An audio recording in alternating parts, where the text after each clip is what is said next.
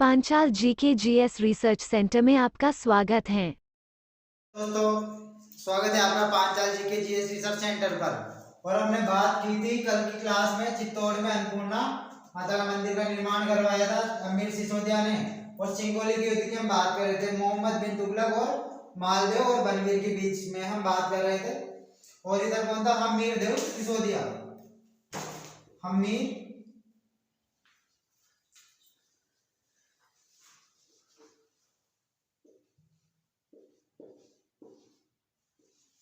Marker ही नहीं चल रहा है।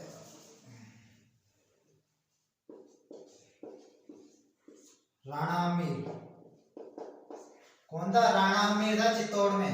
कहा था? चित्तौड़ में। तो इन सब ने सिंगोली उदयपुर के पास में पड़ता है। अपने 1336 में युद्ध हुआ था। अभी वर्तमान में मध्य प्रदेश में पड़ता है सिंगोली नामक स्थान। यहाँ पर युद्ध हुआ था इनका। ये यहाँ से चित्तौड़ सेना लेकर यहाँ पर आ गया था। और इतना भीषण युद्ध हुआ था इनका। दिल्ली की सेना थी और ये अमीर देव चौहान की सेना थी, लेकिन फिर भी दिल्ली के सुल्तान को इसने कैद कर लिया था। इस युद्ध में कैद करने में सफल रहा था। मोहम्मद बिन तुगलक को कैद कर लिया था। यहाँ पर इसको कैद कर लिया था और पूरी सेना को पराजित कर दिया था। मालदेव की सेना को, मोहम्मद बिन तुगलक की सेना को, दोनों की सेना को अमीर सिसोदिया ने पराजित कर दिया था। और मोहम्मद बिन तुगलक को क्या कर लिया था? कैद कर लिया था। आगे हम बात करते हैं। अब हम बात करते हैं कि अमीर देव चौहान ने मोहम्मद बिन तुगलक को 3 महीने तक चित्तौड़ की जेल में कैद करके रखा था। 3 महीने तक किसको? दिल्ली के सुल्तान को, मोहम्मद तुगलक वंश के शासक को 3 महीने तक इसको कैद करके रखा था। कितने महीने? 3 महीने तक। उसके बाद क्या हुआ? किसके जो सेनापति होगी इसने डीलिंग की होगी, तो इसने 50 लाख रुपए की फिरौती मांगी थी इससे। कितने रुपए की? 50 लाख रुपए की फिरौती और 100 हाथी मांगे इससे। तो 100 हाथी लिए अमीर देव ने, 50 लाख रुपए की फिरौती ली। और उसके बाद हम देखते हैं कि अजमेर, रणथंभौर, नागौर, सुआ और सोपोर वापस लिए। किसको सौंपे इसने? मोहम्मद बिन तुगलक ने। रणथंभौर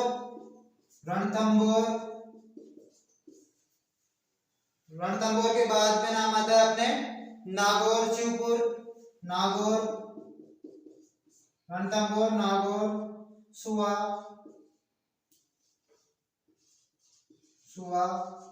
और शिवपुर। वर्तमान में सोपुर है, शिवपुर। अन्य कई स्थान इसको हमीर को सौंपे इसने। इसके अधीन थे भाई उस टाइम पे। तो धीरे धीरे पूरे साम्राज्य पर, पूरे मेवाड़ पर इसने राजपूतानी का परचम फहरा दिया था हमीर देव चौहान ने। उसके बाद हम बात करते कि 3 में 100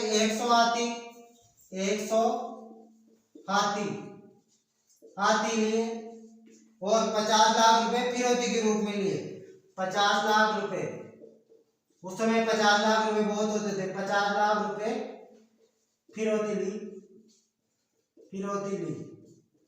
उसके बाद छोड़ा था इसने दिल्ली के सुल्तान को, मोहम्मद बिन तुगलक को, हमारे राणा अमीर सिसोदिया ने। उसके बाद हम बात करते कि जो बनवीर है ना, बनवीर ने अमीर देव चौहान की अधीनता स्वीकार कर ली थी। किसकी अधीनता स्वीकार कर ली थी? बनवीर। जिस युद्ध में मालदेव मारा गया था, मालदेव सोमगरा, और बनवीर था इसका बड़ा बेटा। तो इसने क्या है? अमीर देव चौहान की अधीनता स्वीकार कर ली थी। और आगे तो हम बात करते हैं कि बनवीर था जो मालदेव का बड़ा बेटा, उसने राणा अमीर सिसोदिया की अधीनता स्वीकार कर ली थी बनवीर ने। तो अमीर सिसोदिया ने बनवीर को रतनपुर,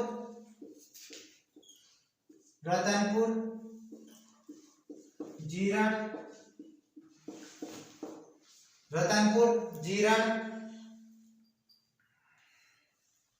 नीमच और केवाड़ा की जागीरें दी थी कि भाई अपना जीवन यापन कर। तो फिर इसने भी हमीर देव के ऊपर विश्वास जमाने के लिए मंदसौर को विजित करके मेवाड़ में मिला लिया था। बनवीर ने भी अपना साहस दिखाया, वीरता दिखाई और मेवाड़ के प्रति विश्वास दिखाया अपना। तो इसने मंदसौर को विजित करके मेवाड़ में मिला लिया। मंदसौर को विजित करके मेवाड़ ने मिला लिया। किसने मिलाया? बनवीर ने। मेवाड़ ने मिला लिया। आगे हम देखते हैं। चलो अब लिखो 1336 ईस्वी में 1336 ईस्वी में हमीर सिसोदिया ने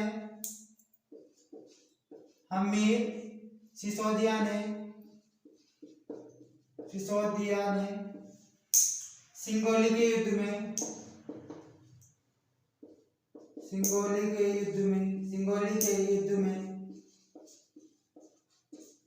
मोहम्मद बिन तुगलक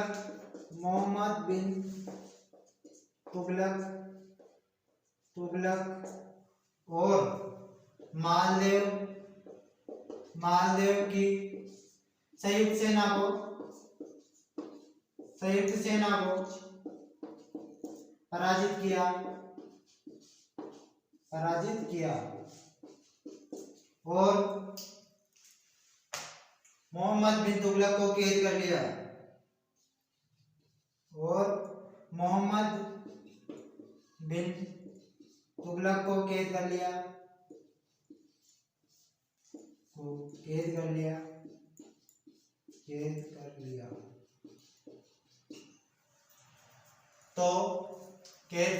उसके बाद हमीर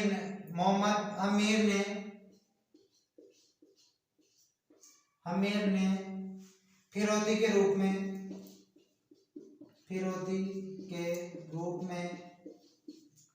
100 हाथी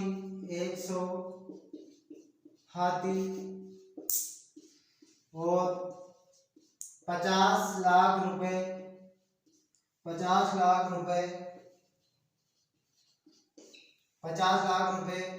और कुछ क्षेत्र आते हैं अपने, जैसे नागौर, रणथंभौर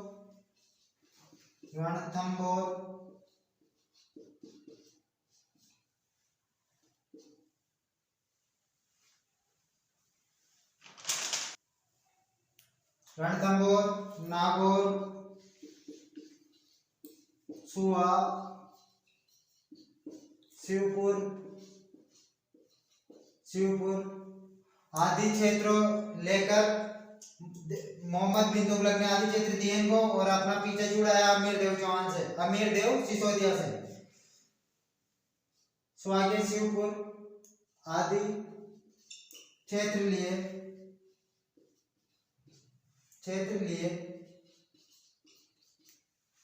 इसके बाद बनवीर ने मालदेव का बड़ा बेटा था बनवीर, उसने अधीनता स्वीकार कर ली थी। बनवीर के ऊपर अमीर देव ने उदारता दिखाते हुए बनवीर को जीरण,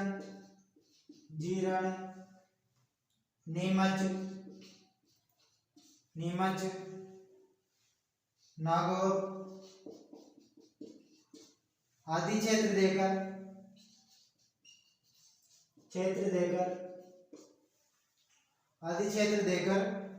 अपना सामंत बना लिया।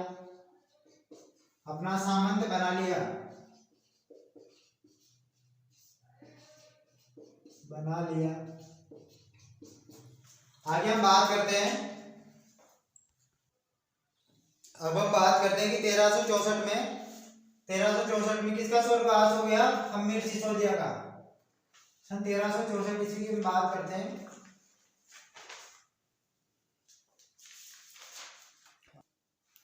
तो हम देखते हैं 1364 ईस्वी में हमीर सिसोदिया का स्वर्गवास हो गया। हमीर सिसोदिया का स्वर्गवास हो गया।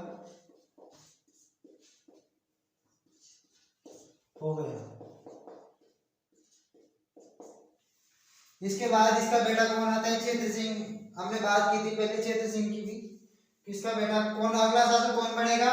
तो कौन बनेगा? क्षेत्र सिंह बनेगा। क्षेत्र सिंह का क्या नाम आता है? खेता आता है। क्षेत्र सिंह तो हम लिखते हैं। इसके बाद शासक आता है अपने क्षेत्र सिंह या खेता। क्षेत्र सिंह या खेता, खेता भी बोला जाता है, इसका शॉर्ट नाम था खेता। राणा क्षेत्र सिंह की बात करते हैं, राणा लगेगा सबके आगे, अमीर सिसोदिया से राणा लगने लग जाता है सबके आगे। तो क्षेत्र सिंह का समय क्या माना है आपने, 1364 में मृत्यु हुई इनकी, तो 1364 से 1382 ईस्वी तक, 1364 से 1382, 1364 से 1382 हमने इनका समय माना है, 1364 से 1382 के लगभग। इनकी एक दासी आती, खातिन थी, खातिन जाति की थी, खातिन दासी,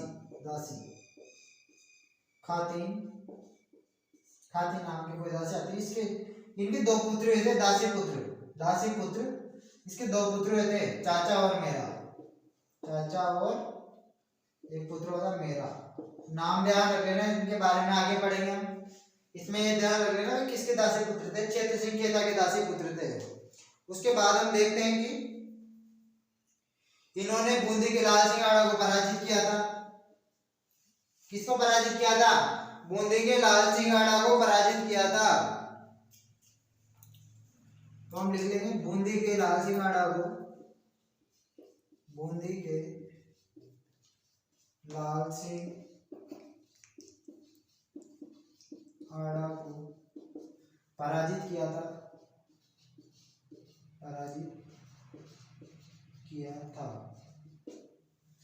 आगे अगली बात आती है कि इसने ना जो एमपी मालवा पड़ता है, एमपी में दिलावर खां को पराजित किया था। तो हम अगली बात देखेंगे कि मालवा के राणा क्षेत्र सिंह ने मालवा, देखो एमपी के दिलावर खां को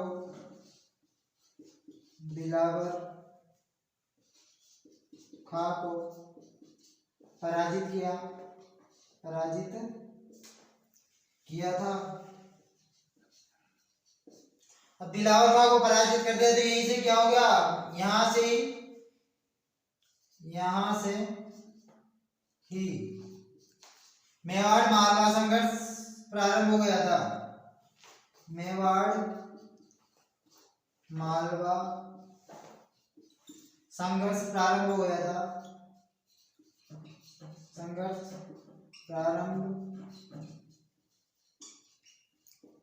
था, तो इनके बारे में हमने पढ़ा। आज हम इसके क्षेत्र सिंह या खेता के बारे में, इनके बारे में जो जो इम्पोर्टेंट चीजें थी वो मैंने आपको बता दी। अब आप आगे शासक पढ़ेंगे, इसको लिख लो आप, राणा लाखा के बारे में, लक्ष्य सिंह के बारे में। अब हम बात करते हैं राणा लक्ष्य सिंह की। शॉर्ट में क्या बोला जाता था, लाखा, राणा लाखा बोला जाता था इनको शॉर्ट में। इनका समय आता है 1382 से, इनका समय क्या आता है 1382 से 1421 ईस्वी तक, 1421 ईस्वी। एडी की बात कर लेते हैं 1421। तो सबसे पहले बात देखो इनके बारे में कि इनके दरबारी विद्वान कौन थे। इनके दरबारी विद्वान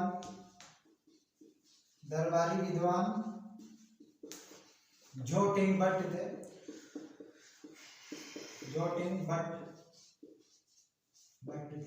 आ जाता है जोटिंग भट्ट किसके दरबार में रहा करते थे, तो किसके आश्रय में रहा करते थे, राणा लक्ष्य सिंह के दरबार में थे दरबारी विद्वान जोटिंग भट्ट।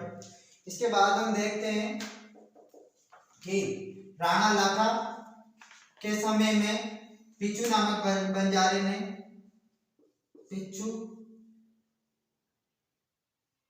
पिच्चू नामक चिड़ीमार बंजारे ने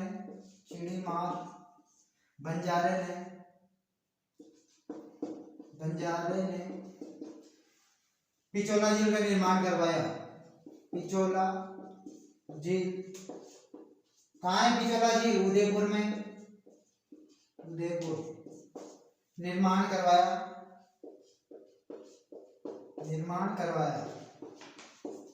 और एक बात और देखते हैं हम कि पिछोला झील के किनारे पर किसका चबूतरा बना हुआ है? नटनी का चबूतरा बना हुआ है। पिछोला झील किनारे पर नटनी का चबूतरा बना हुआ है। चबूतरा बना हुआ है। नटनी का वास्तविक नाम क्या था? नटनी। नट की एक जाति होती थी नट, तो इसके हस्बैंड में क्या बोलता है? नट। और इसके वाइफ को क्या बोलेंगे हम? नटनी। तो इसका वास्तविक नाम था गलकी बाई या गिलकी बाई या गलकी बाई, गिलकी बाई। वास्तविक नाम इस क्या था इनका? गिलकी बाई। तो हम बात कर लेते हैं, इनकी एक कहानी आती है। तो एक बार की बात है कि राजा का दरबार लगा हुआ था, और क्या है, नट जाति क्या करती है कि जैसे दो खंबे गाड़ लिए, एक इधर गाड़ लिया एक इधर गाड़ लिया, और उसके रस्सी बांध देते थे। क्या बांधते थे? रस्सी। और उस पर चलते थे। तो यही व्यवसाय बना लिया था इन लोगों ने। तो राजा के दरबार में आया एक बार नट कि मैं आपको खेल दिखाना चाहता हूँ, कि बता भाई क्या खेल दिखाएगा। तो इसने बोला कि मेरी जो वाइफ है नटनी, वो एक खंबे से दूसरे खंबे पर रस्सी पर चल के पार कर सकती है। तो राजा ने कहा इसमें कौन सी बड़ी बात है भाई, ये तो कोई भी कर ले, इसमें क्या बड़ी बात है। तो नहीं, कि भाई मेरी जो नटनी है वो जो आपकी पिछोला झील है ना, उसको भी पार कर सकती है। कि हाँ कि सही बता कि हाँ भाई। तो राजा जी ने बोल दिया कि यार ऐसा तो असंभव है, पिछोला झील को तैर कर ही पार नहीं कर सकता कोई, इतनी छोटी मोटी झील थोड़ी है। और तो बोल रहा है कि रस्सी पर चल के पार कर लेगी। क्या मैं सही कह रहा हूँ? तो राजा जी लक्ष्य से राणा लाका क्या है, फॉर्म में आ गए कि ठीक है, शर्त मंजूर है, अगर तेरी नटनी ने पिछोला झील पार कर ली तो आधा मेवाड़ तेरा, जा। तो नट ने क्या बोला? 2 दिन का समय दे दो, केवल 2 दिन का समय मांगा, और 2 दिन में मैं पूरी व्यवस्था कर लूंगा।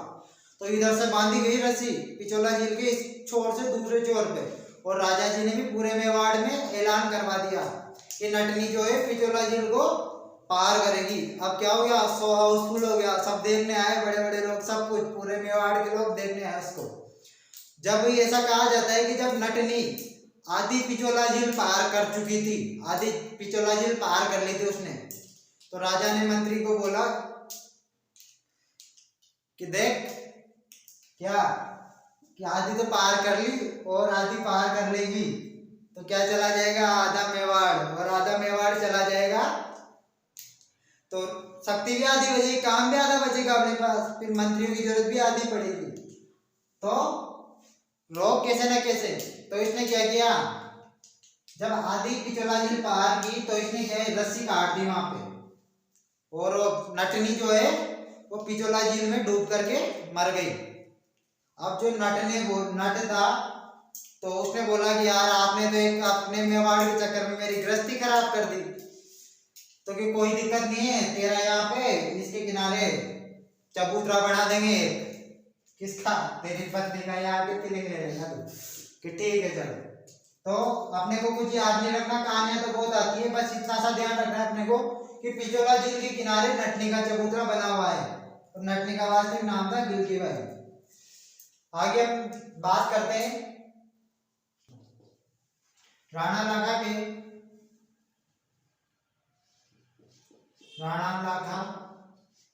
के शासनकाल में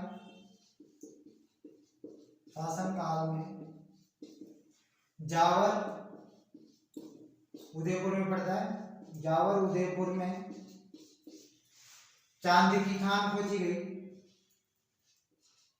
चांदी की खान खोजी गई, जिसमें शीशा और जस्ता का उल्लेख मिलता है। शीशा और जस्ता का उल्लेख मिलता है, उल्लेख मिलता है।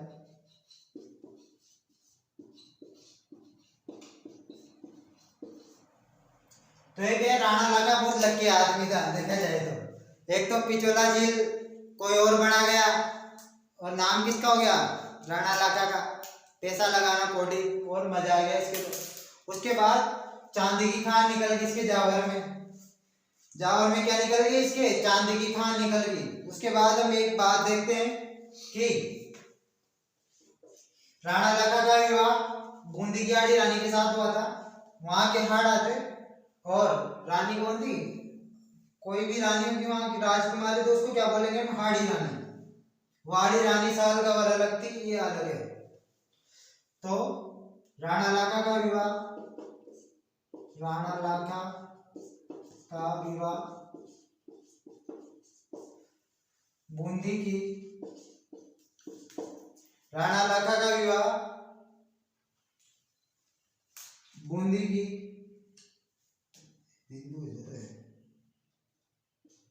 बूंदी की हाड़ी रानी के साथ हुआ। हाड़ी रानी के साथ हुआ। तो हम बात करते हैं कि हाड़ी रानी के साथ विवाह हो गया इनका, ठीक है।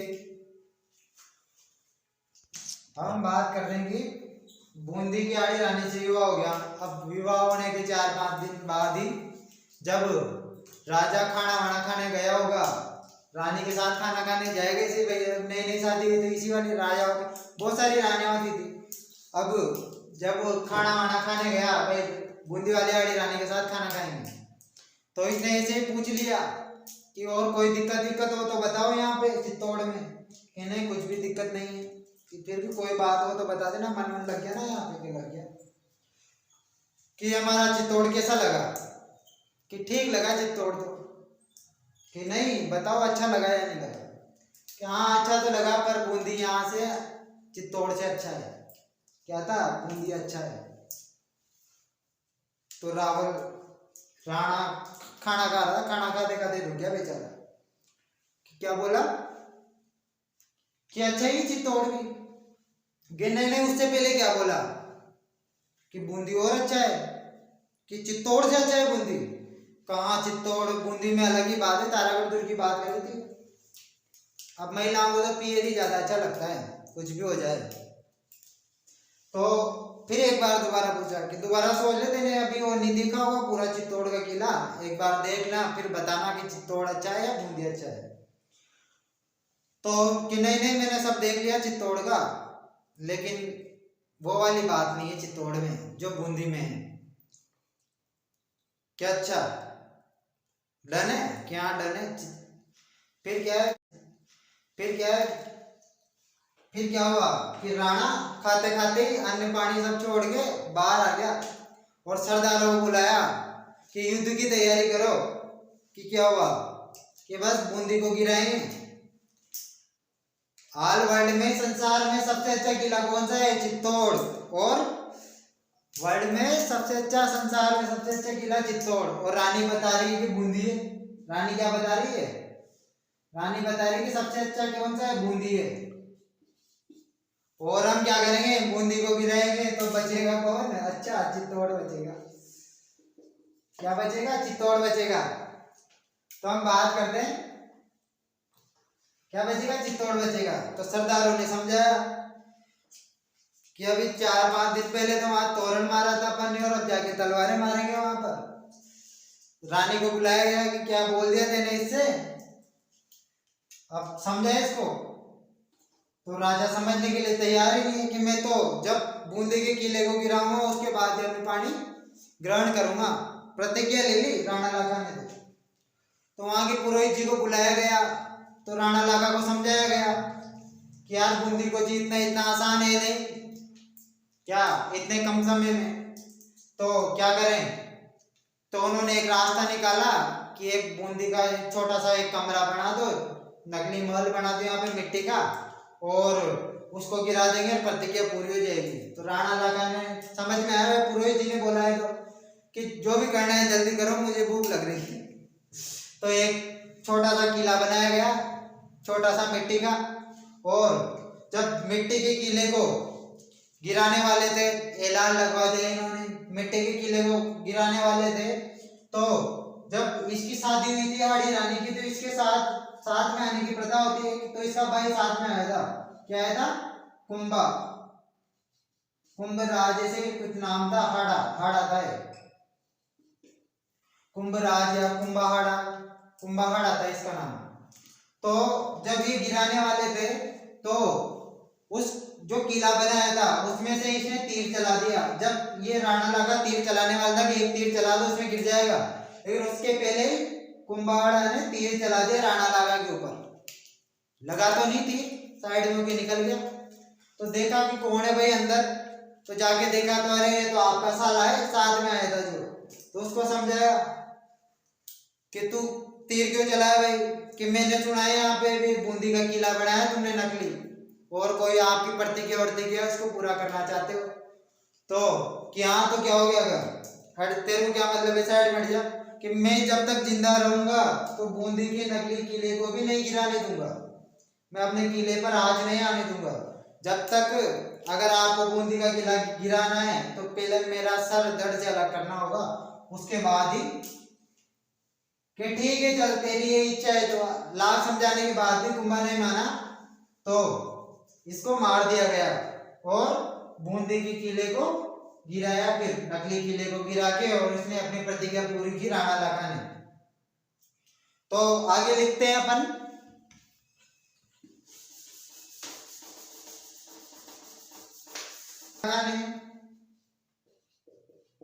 राणा लाखा ने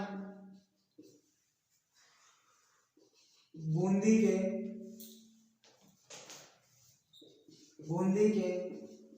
नकली किले को गिराकर अपनी प्रतिज्ञा पूरी की। क्या की? अपनी प्रतिज्ञा पूरी की, प्रतिज्ञा पूरी की। देखो इसको,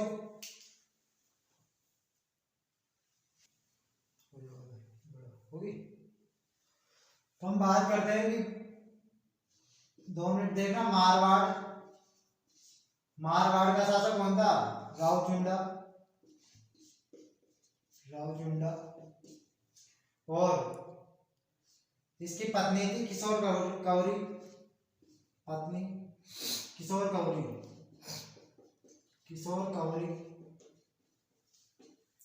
इसका बड़ा बेटा कौन था? रणमल, और छोटा बेटा था कान्हा। इसकी बहन थी हंसाबाई। तो रावचुंडा ने क्या है, अपनी पत्नी के प्रभाव में आकर बड़े बेटे को उत्तराधिकारी घोषित न करके किसको कर दिया? कान्हा को। अब ये रुष्ट हो गया। अब ये अपनी बहन है हंसाबाई, इसका विवाह का प्रस्ताव लेकर कहाँ गया? चित्तौड़। किसके लिए लेके गया था? इसका बेटा था राणा चूड़ा। किसके पास गया? रावचूड़ा का लेकर के। अब उस समय क्या है, रावचूड़ा बाहर गया हुआ था, महफिल सजी हुई थी, राणा लाखा की महफिल सजी हुई थी। तो हंसाबाई का विवाह प्रस्ताव लेकर गया।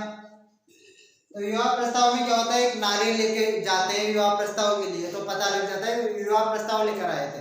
हाथ में क्या नारियल लेके जाते थे राजा के दरबार में विवाह। तो कौन गया? रणमल गया विवाह का प्रस्ताव लेकर के।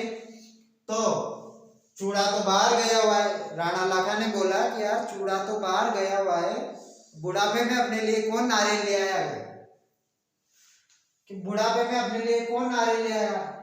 तो रणमल ने सुन लियो बात। तो राणा लाखा ने रणमल से बोला कि यार हमारी तो उम्र भी ज्यादा हो गई है, और इस उम्र में क्यों नारियल ले आए तुम। तो रणमल ने बोला कि नहीं, हम आपका विवाह तो कर देंगे, मेरी बहन है एक हंसाबाई, उसका प्रस्ताव लेके आया हूं मैं, और विवाह तो कर दूंगा, लेकिन विवाह कैसे करूंगा? मेरी एक शर्त है। कि शर्त बताओगा? कि मेरी बहन और आपसे जो पुत्र पैदा होगा वही क्या बनेगा? मेवाड़ का अगला उत्तराधिकारी बनेगा। तो तो इनका सशर्त विवाह संपन्न हो गया, सशर्त विवाह संपन्न हुआ राणा लागा का और हंसाबाई का। इनकी एज बहुत कम थी लेकिन इनकी ज्यादा थी, फिर भी हो गया, राजा महाराजा थे। तो इनसे कौन पुत्र पैदा हुआ? मोकल पैदा हुआ, मोकल। इनका बेटा कौन हुआ? मोकल। और मोकल आगे जाकर के मेवाड़ का। तो राणा चूड़ा था जो, इसने क्या किया, अब इसको पता चला, ये तो बाहर गया हुआ था उस टाइम पे, जब वापस आया इसको पता चला कि बाप ने तो शादी कर ली, अपने पिताजी ने तो शादी कर ली, घर बड़े जवान थे लड़का भी, तो क्या अपने पिताजी ने शादी कर ली। तो इसने क्या किया, और फिर पता चला कि शादी भी की तो सशर्त विवाह किया है, कि शर्त है कि जिससे शादी हुई है पापा जी की, उसका जो बेटा होगा वही उत्तराधिकारी बनेगा। तो हम बात कर लेते हैं कि राणा चूड़ा ने उसी दिन से एक भीष्म प्रतिज्ञा ली, क्या ली, कि मैं आज से ही कभी भी मेवाड़ की राजगद्दी की तरफ नजर उठाकर भी नहीं देखूंगा।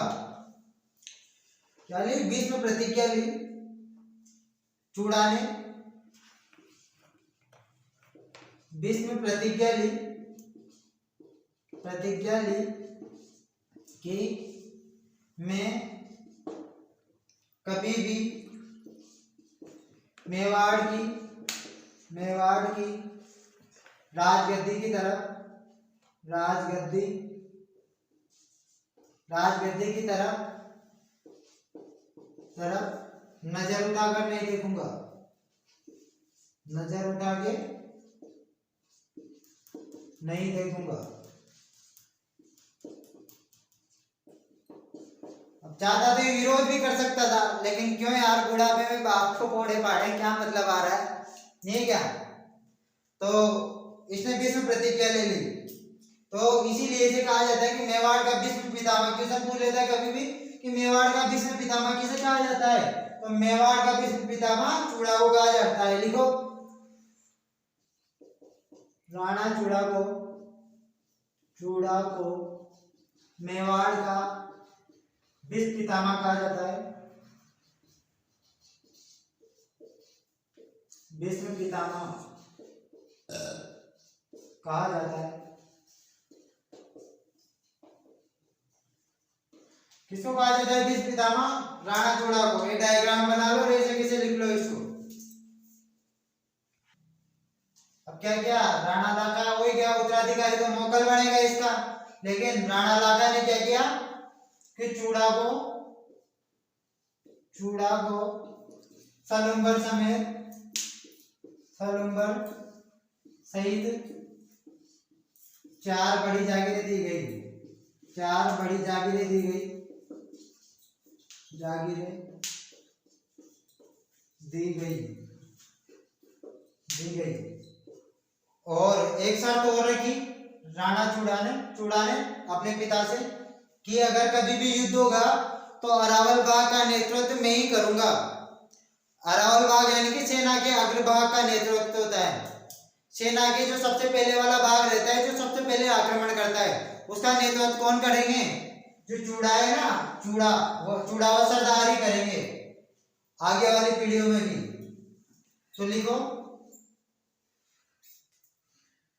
सेना के शर्त रखी गई कि सेना के अरावल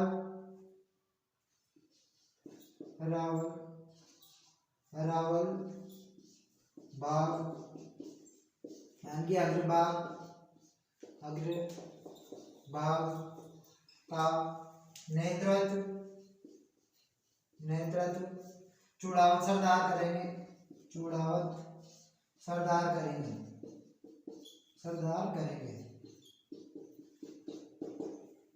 देखो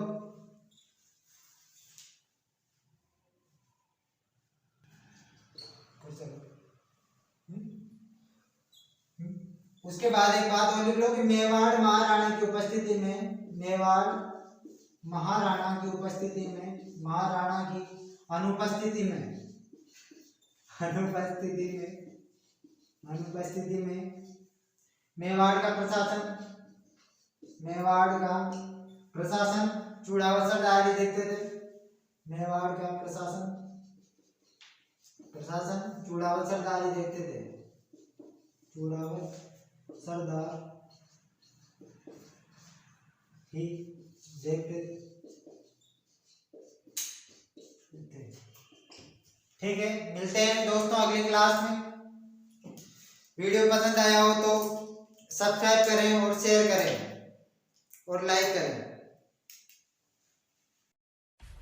सब्सक्राइब कीजिए हमारे चैनल को और बेल आइकॉन को दबाइए हमारी लेटेस्ट वीडियो सबसे पहले देखने के लिए।